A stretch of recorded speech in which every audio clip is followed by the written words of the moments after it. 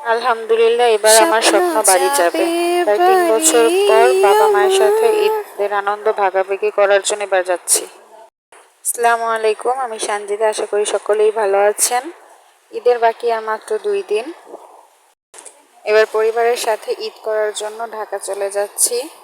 বের হয়ে গেছি বাসা থেকে। রাস্তার যে একটা অবস্থা, আমাদের রাস্তার কি কাজকর্ম। হেঁটে হেঁটে এসে তারপরে একটা আল্লাহ রহমত একটা রিক্সা পেলাম।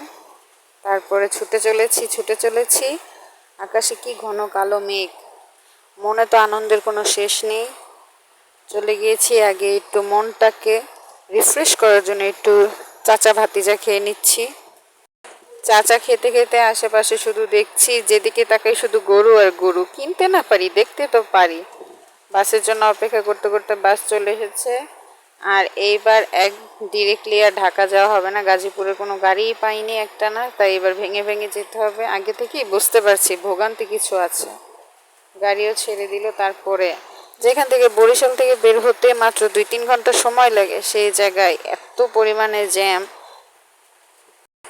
5 মিনিট চলে তো 1 ঘন্টা বসে থাকে। এরকম করতে করতে চলছি। আমার টুকুমণি সোনামণি তো দাঁড়িয়ে দাঁড়িয়ে শুধু এদিক সেদিক দেখে, গরু দেখে আর বলে বাব্বা বাব্বা। এই ওনার অবস্থা। এত পরিমাণে জ্যাম ছিল। যখন একটু ফাঁকা রাস্তা পায়, এত স্পিডে গাড়ি চলে বাতাসে। তা মনে মনে তো কি শান্তি, কখন বাসে যাব, সবার সাথে দেখা হবে। কতদিন পর, প্রায় 3 বছর ধরে কোনো ঈদ করা হয় না। আনন্দই অন্যরকম, কিন্তু রাস্তার জ্যাম দেখে আনন্দ আস্তে আস্তে কমে যাচ্ছে। এত পরিমাণে ভোগান্তি হয়েছে এবার, যা বলার বাহিরে। 4-5 ঘন্টা ধরে শুধু জ্যামেই বসেছিলাম।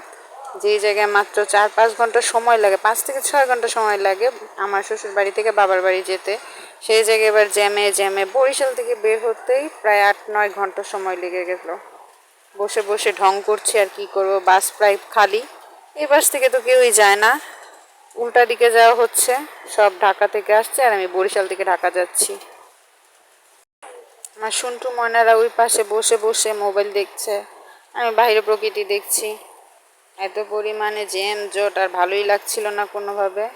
জাস্ট পদ্মা সেতু পার হতেই আমাদের 8 ঘন্টা সময় লেগে গেছে। এত পরিমাণে জ্যাম জট।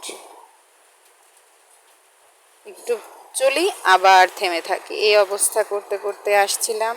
ঢাকা ঢুকতেই আমাদের প্রায় 9 থেকে 9.5 ঘন্টা সময় লেগে গেছে। আর শুধু গরু নিয়ে যায়, একটা গরুর কাহিনী দেখি। ভিডিও করা হয়নি তেমন, কিন্তু গরু তো দেখা হচ্ছে। গাড়িতে গরু, হেঁটে যায় গরু, সব জায়গায় গরু গরু গরু। ঢাকাতে আসলাম, তারপরও জ্যাম। এবার ভেঙে ভেঙে যাচ্ছি।